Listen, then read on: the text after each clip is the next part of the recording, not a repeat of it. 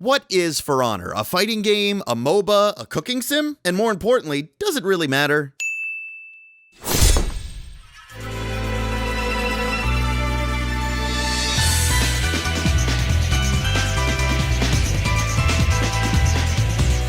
So in my last video, I talked about why For Honor and games like it are the future of gaming. But since that title doesn't really flow on YouTube, I made it a bit shorter, and apparently that's clickbait. Anyways, for those of you that stuck around and actually listened to what I had to say, which was a lot of you, thanks guys, you had some opinions of your own. Only Anthony can rustle everyone's jimmies, but that's what makes his videos so amazing. Thanks, Joe, and hey, it's just my opinion on stuff. I love to hear what others think. I always see these videos as a discussion. Here's what I think, now what do you think? And then I get to read your lovely comments. Good stuff. You raised some valid points on the trends, especially the annual shooter franchises. For the most part. For Honor can fuck right off. Very insightful, but this time I thought it would be fun to respond in this amazing new format called Video! And discuss some of the criticisms you guys had. I don't understand why people give this game so much hate. Come here, Albino, give me a hug. Trust me, you will never understand why people do things on the internet. They can do nothing but bitch about how a game series never changes and is the same thing every single year. And then when they finally change, bitch about how they want the old style of games back. I personally like For Honor, and it's something new coming from a AAA developer, but I feel like people will bitch about anything Ubisoft does. It's true, Ubisoft has done some shady things in the past, with marketing Watch Dogs and other games with misleading trailers. But since the backlash of those events, I feel like Ubisoft has taken a look at their business strategy and started making games with strong community support, as we can see with Rainbow Six Siege.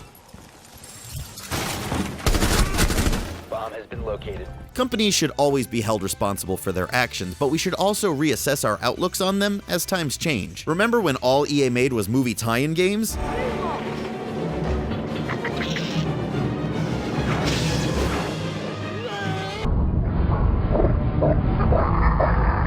And now they make some of our favorite games. Anthony, look up Mount and Blade. Its combat system and online is what For Honor should be. Okay, let me check it out.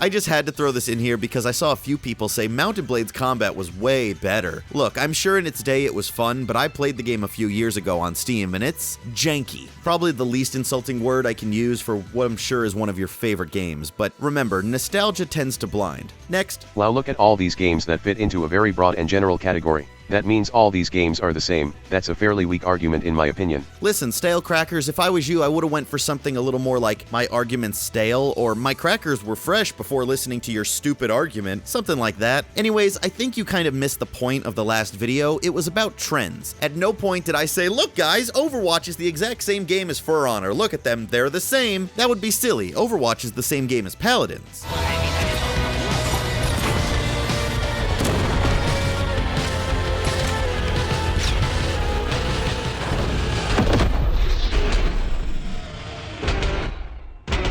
But no, the point was to show elements of games that seem to be getting more popular in recent gaming. 2D platformers used to be the hot new thing, so every game had elements of 2D platformers. Go from left to right, collect things, beat a boss at the end of the stage. I would never say these games are the same, but they share similar elements, just like how For Honor features elements from MOBA-type games. Speaking of which... Except, For Honor isn't a team-based game, it's a 1v1 fighting game with a MOBA mode tacked on to appeal to casual players. So here's the main reason I wanted to make this video. Is For Honor a fighting game, and only a fighting game, like our friend Ryan seems to think? This seemed to come up a lot when I was pointing out For Honor's MOBA-like elements. This is a multiplayer-focused game with a cast of characters that have different and unique abilities that must work together as a team to win the match. Now, I was never arguing that For Honor is one specific genre of game, but Ryan seems to think he's figured it out. It's a 1v1 fighting game. That's it. And I have to disagree.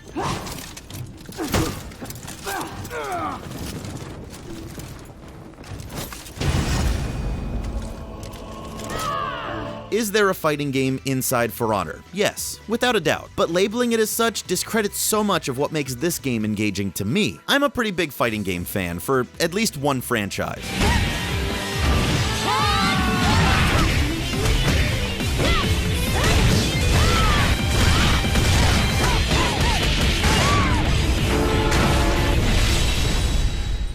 It's one of the only series I'd consider myself good, quotation marks, at. I mean, I'm no professional player being drafted on TV, yeah, that actually happened for Dead or Alive, but I'm pretty decent at it, mainly because I've been playing them for over 15 years at this point. I started playing with Dead or Alive Ultimate on the original Xbox for obvious reasons. Hey, I'll be honest, my 13-year-old self saw boobies and I said, I must have this game! But once I actually played it, I found an amazingly deep combat system, beautiful graphics, and a huge online community that kept me playing the game every day for at least 5 years. The Brotherhood of Nod will never die, and I'm not referencing Command and Conquer. If anyone gets that reference in the Dead or Alive community, tell Subway I said, what's up? Sorry, I had to throw that in there, you never know. Point is, I really like the series and have continued playing it to this day. I've also dabbled in Virtua Fighter, Street Fighter, Blaze, Blaz, Blue, or whatever you want to call it, and many others, so I know my fighting games. And For Honor is for certain, 100% kind of a fighting game.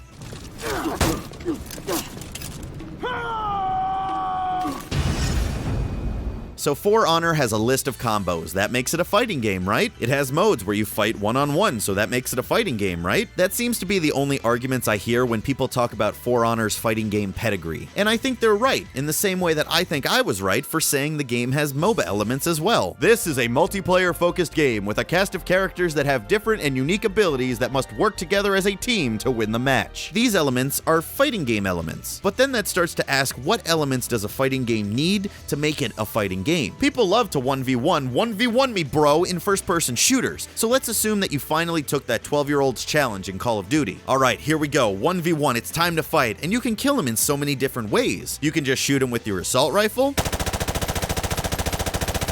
or shoot him with the assault rifle and then finish him with the pistol, or shoot him with the pistol, then finish him off with a knife, and the list goes on. Oh wait, look! A list of different ways to attack your enemy. Okay, so Call of Duty's a fighting game. Add it to next year's EVO lineup, let's do it!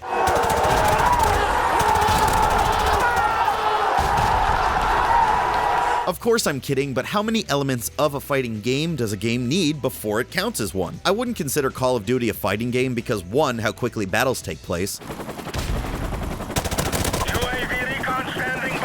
and 2, because fighting games are all about how your actions affect the person you're fighting. In Call of Duty, both you and your enemy just shoot at each other until someone's dead. There's no defense unless you're using a riot shield, and there's no way to counter and react to what your opponent does, aside from maybe running away. Also known as turtling. See? I know my fighting game words. Quick, do a tech roll. So that brings me to For Honor, which is basically the tic-tac-toe of fighting games. Now I say this because the only way to lose a fight in For Honor is to not play the game. Tic-tac-toe is considered a game, but it is more of a joke for children, since they have to make a mistake for someone to win.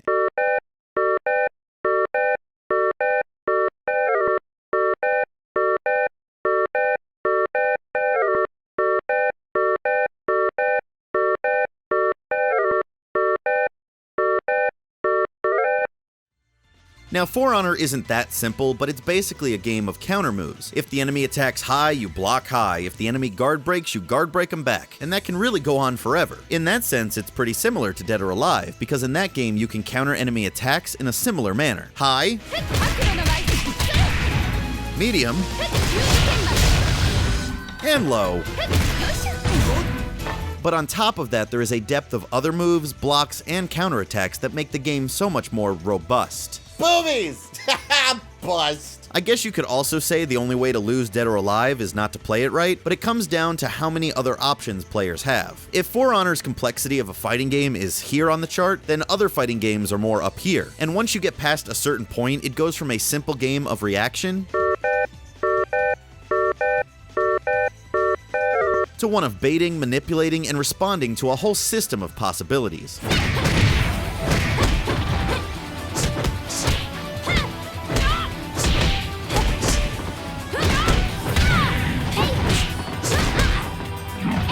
So I don't think For Honor's combat is bad, but that's because to me, it's not a fighting game, and instead, the depth that you would usually find in a 1v1 fighter can be found in other game modes. I already stopped watching after 1.5 minutes. Thank you for that, I really appreciate you commenting after not hearing me out. For Honor does include team modes, but it is focusing on 1v1 combat. The hero's abilities do not need to fit together in order to build a good team. It is all about skill, and the different heroes are only there to fit individual playstyles. Okay, let's break this one down step by step. First off, For Honor does include team modes, but but it is focusing on 1v1 combat. Okay, who told you that one? The guys at Ubisoft? Did you talk to the developers at Ubisoft about the game? Because I did, and while they did say they were inspired by elements from fighting games, I don't think that constitutes it as their main focus. What bugs me about comments like this is just how matter-of-fact this guy is. It is focusing on 1v1. You don't know that. I always tell people to state their opinions, but keep them as that. The hero's abilities do not need to fit together in order to build a good team. Oh shit, guys, then what was the point of making all these different characters? Fuck! Somebody should have told everyone at Ubisoft. They wasted so much time making different and unique characters, some that are heavy, some that are light, some with this special ability, some with that. They didn't have to do any of that shit. They could have just, made one character. It is all about skill, and the different heroes are only there to fit individual playstyles. Now look, I get what he's trying to say. In For Honor, you don't need a specific team of characters like you do in Overwatch, where they have the tank, attacker, and defensive guy. But I don't think that's true. At least no more true than it is for this game,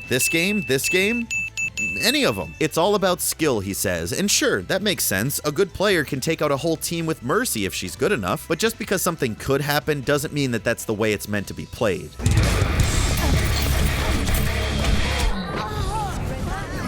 For Honor's domination mode is the elsewhere I was talking about before. I think the 1v1 combat is simple because the added depth I hope to find comes here.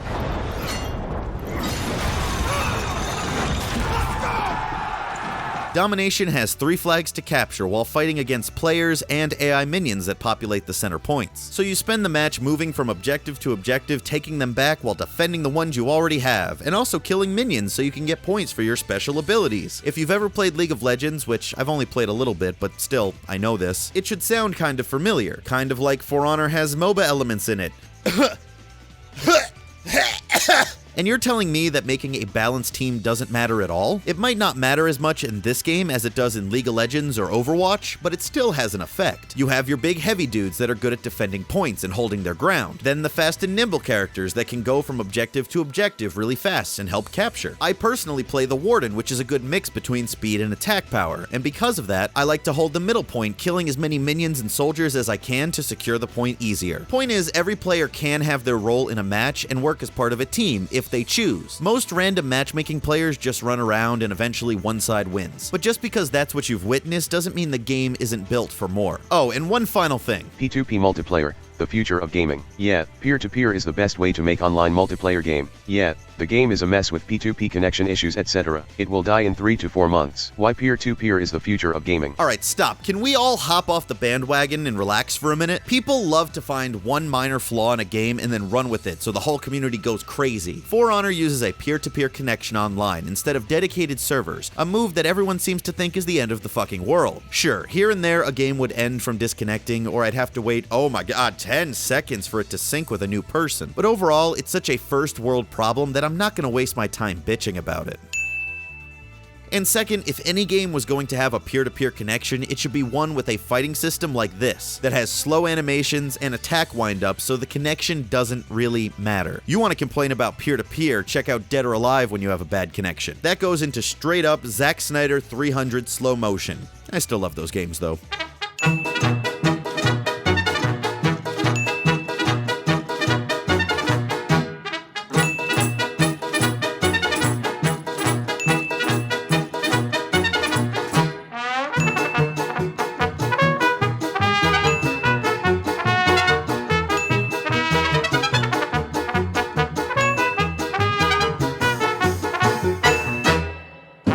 If For Honor still has players in a few years, those people will be thanking Ubisoft for the P2P system, because instead of the servers going down on one of their favorite games, they will still be able to enjoy it for years to come. Thank you guys so much for watching. Hit that like button if you want to support the show, and subscribe to the channel if you're not. And also, if you like these videos, consider supporting Culture Shock Network on Patreon. Here's a special thanks now for all of our patrons that donated over $5. Thank you guys.